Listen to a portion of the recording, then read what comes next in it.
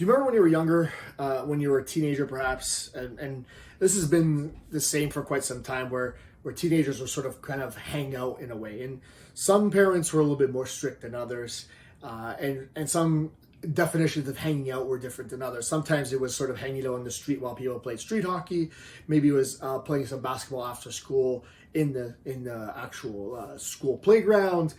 Maybe it was specifically going to the mall or to the movies or whatever it might be. So there was always these opportunities to sort of just hang around.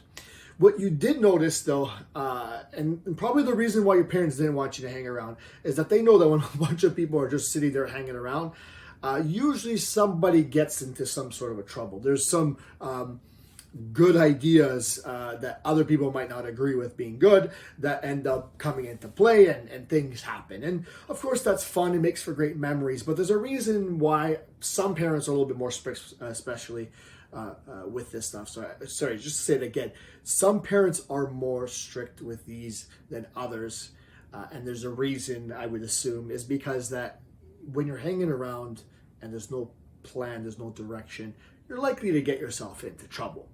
And I think that that's the exact same thing where it comes to your plan. If you're just haphazardly sort of hanging around and just doing whatever, your plan is not going to move forward. It's very unlikely. You might, very few people accidentally succeed where it comes to this. And I'll talk about this in the future, but the whole point is that you need to have some sort of direction. You need to have some sort of a plan. You need some structure, because with the structure, with the plan, with the direction, that's how you're going to make progress, because you're going to be able to look at that on a daily basis, and you're going to assess your outcomes, you're going to focus on your inputs, and you're going to get to your goal.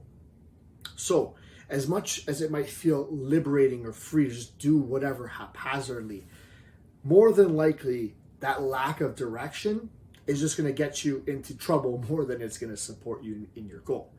Again, it's very unlikely that you'll accidentally succeed with this thing.